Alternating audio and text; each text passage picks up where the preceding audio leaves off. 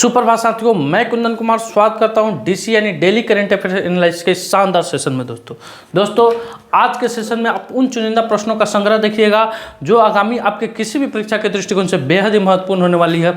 तो चलिए शुरू करते हैं, आगाज करते हैं, श्री गणेश करते हैं आज की शानदार जानदार सेशन के एक शानदार मोटिवेशनल कोटेशन के साथ।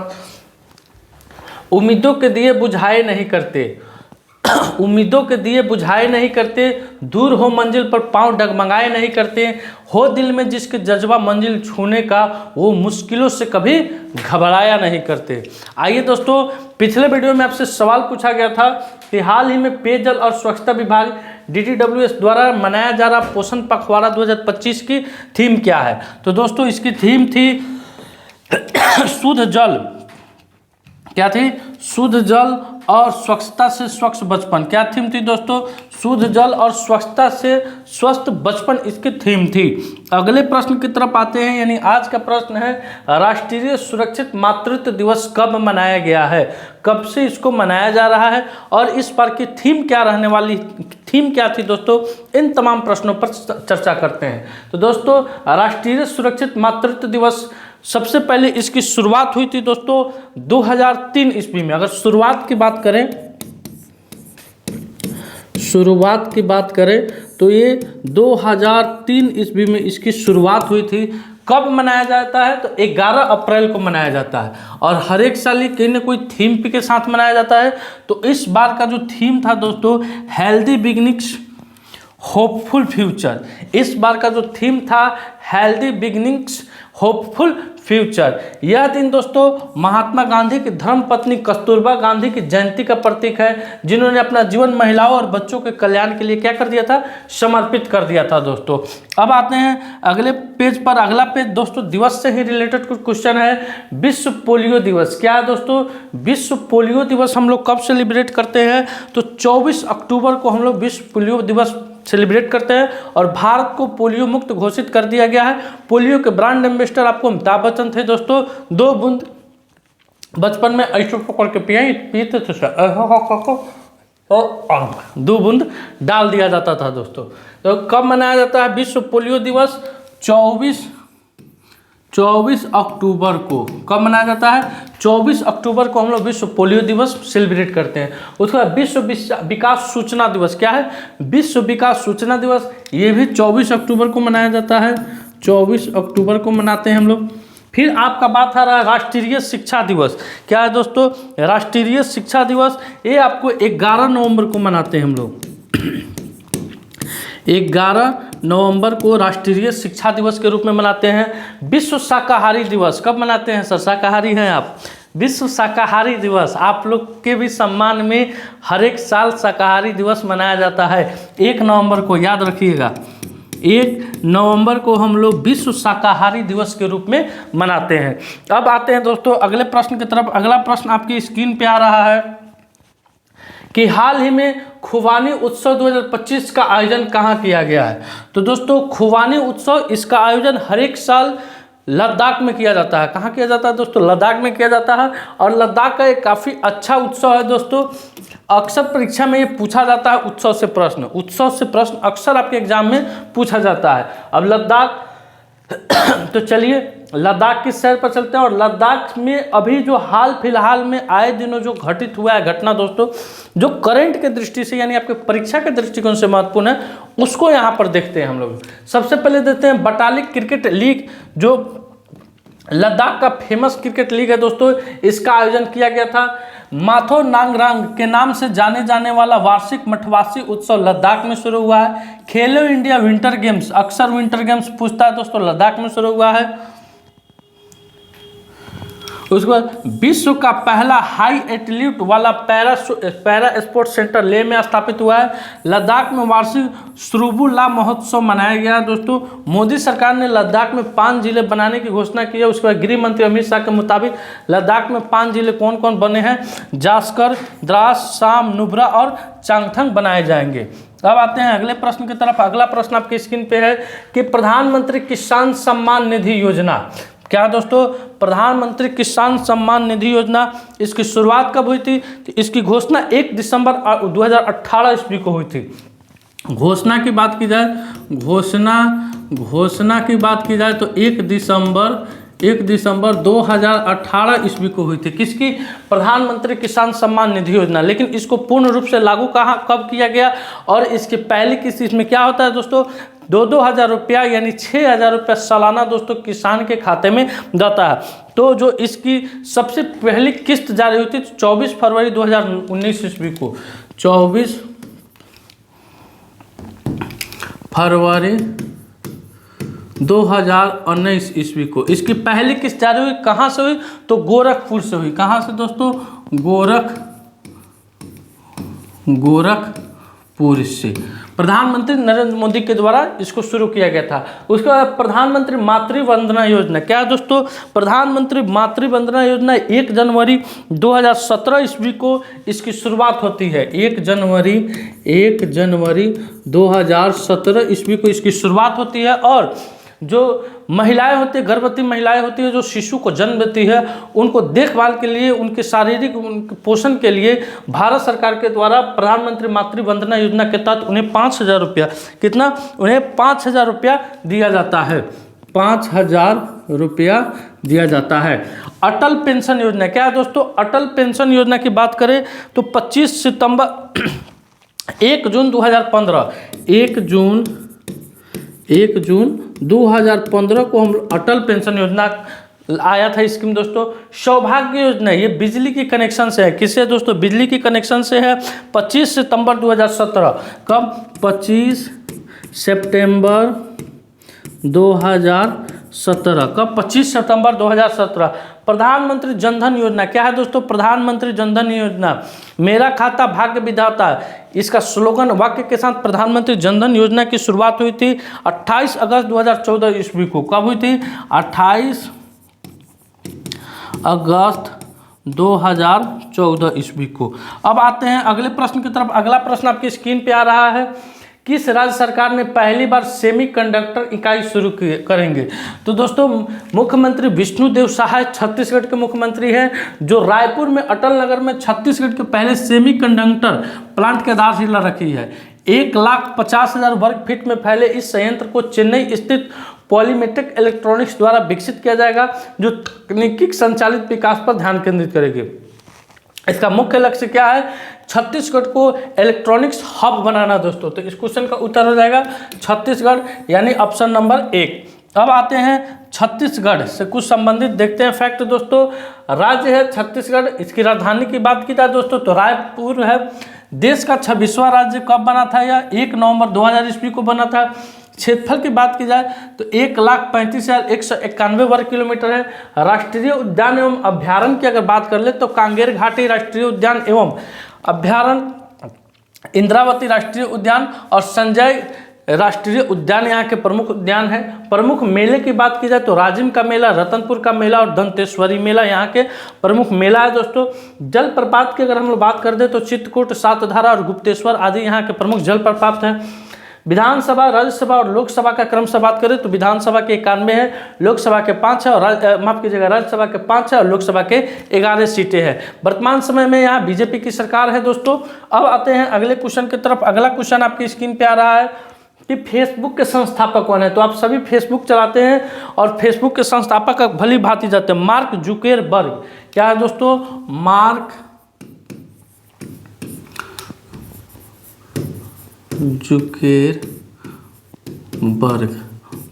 जुकरबर्ग फेसबुक के संस्थापक है। एमीटर का उपयोग किसके मापने में किया जाता है? तो विद्युत धारा को। किसको दोस्तों? विद्युत धारा को।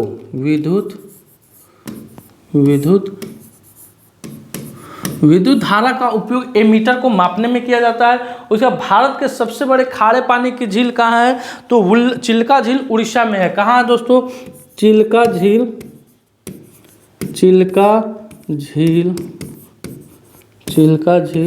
उड़ीसा में है। कहाँ है? चिल्का झील उड़ीसा में है। आवर्त सारणी का आविष्कार किनके द्वारा हुआ था?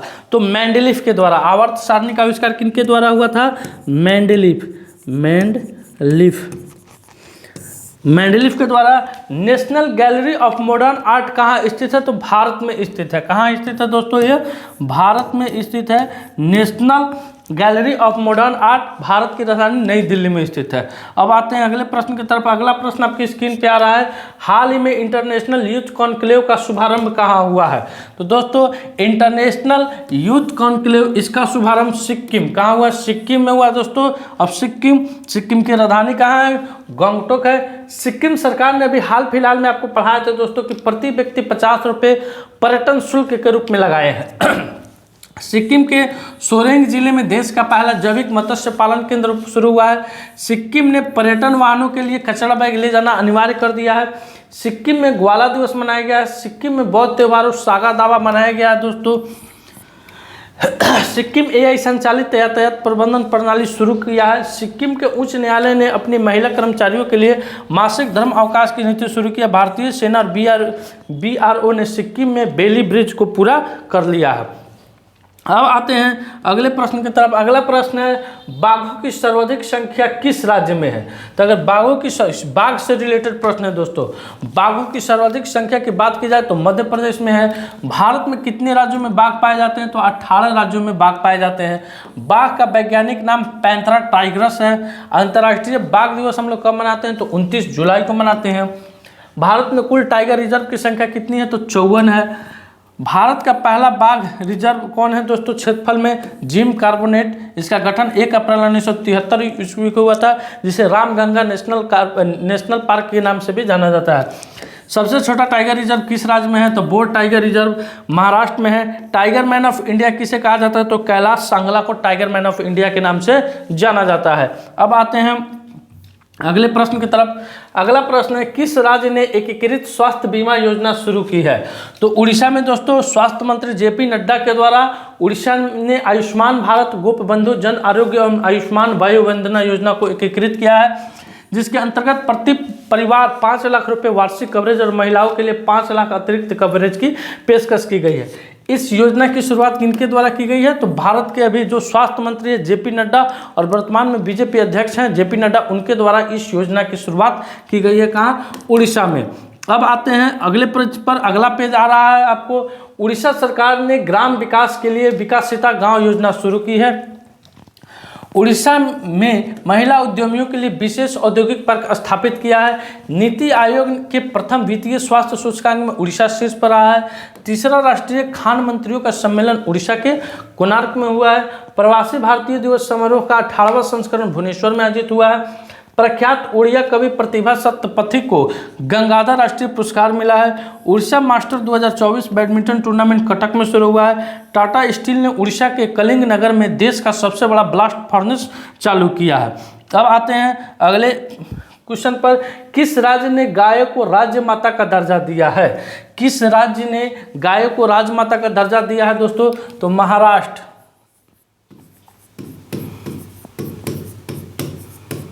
महाराष्ट्र सरकार ने महाराष्ट्र में जितने भी गाय हैं उनको राजमाता का दर्जा दिया गया है। बिहार के कितने जिलों में जीविका हाट बना था दोस्तों? 2024 का एक क्वेश्चन है। तो बिहार के 3 जिलों में जीविका हाट बना था। कौन कौन जिला था दोस्तों? समस्तीपुर, भोजपुर, नालंदा। लिख देते हैं समस्तीपुर,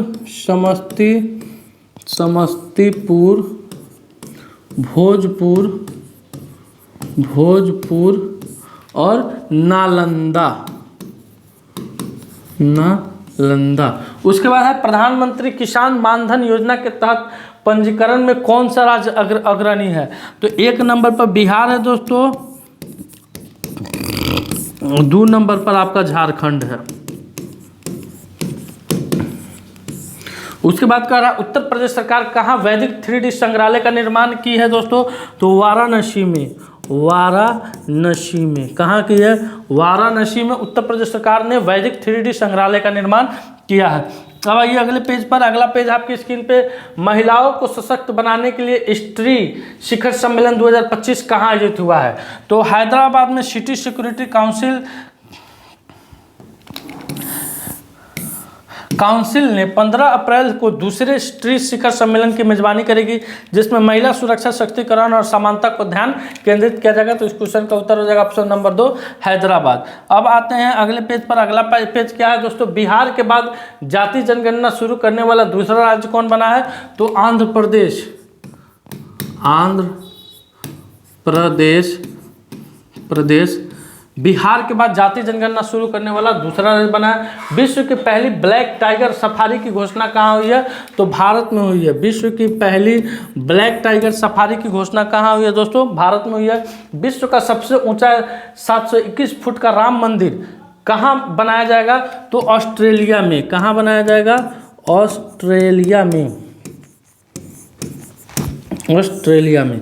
उसके बाद है ऑरेंज फेस्टिवल 2024 का आयोजन कहाँ किया गया था दोस्तों?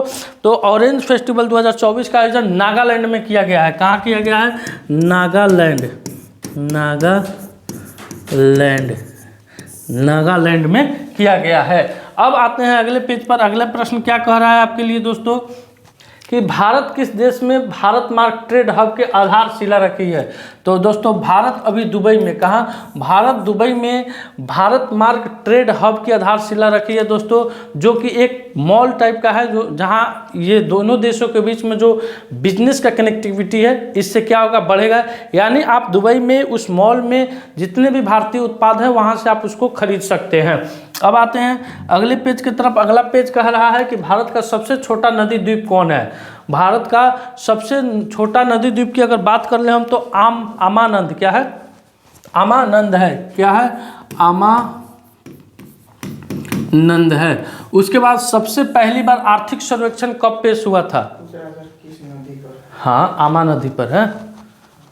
सबसे पहली बार आर्थिक सर्वेक्षण कब पेश हुआ था? तो 1950 से 51 ईस्वी। 1950 से 51 के बीच में सबसे पहले आर्थिक सर्वेक्षण पेश हुआ था। प्रथम वित्त आयोग कौन थे? प्रथम वित्त आयोग कौन थे? तो केसी नियोगी। कौन थे दोस्तों? केसी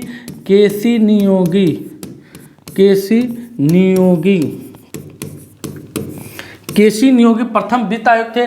भारतीय संविधान में अमेरिकी संविधान से क्या लिया? तो मौलिक अधिकार। क्या है? मौलिक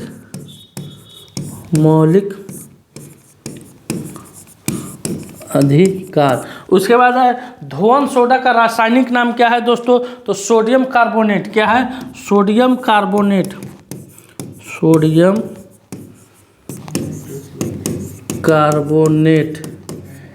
Na2CO3। ये है धोवन सोडा का रासायनिक नाम। अब आते हैं अगले पेज की तरफ। अगला पेज आपकी स्क्रीन पे। आज का सवाल, हाल ही में किस देश ने 6 घंटे में 3D प्रिंटेड रेलवे स्टेशन बनाया है? इस क्वेश्चन का उत्तर आपको कमेंट सेक्शन में देना है दोस्तों आज का सेशन मेरा यहीं समाप्त हुआ। वीडियो हेल्पफुल लगे वीडियो को लाइक कीजिए, शेयर कीजिए। चैनल पर नए हैं तो चैनल को सब्सक्राइब कीजिए। मिलते हैं आपसे अगले वीडियो में। तब तक के लिए धन्यवाद। अपना ख्याल रखिएगा। भारत माता की जय।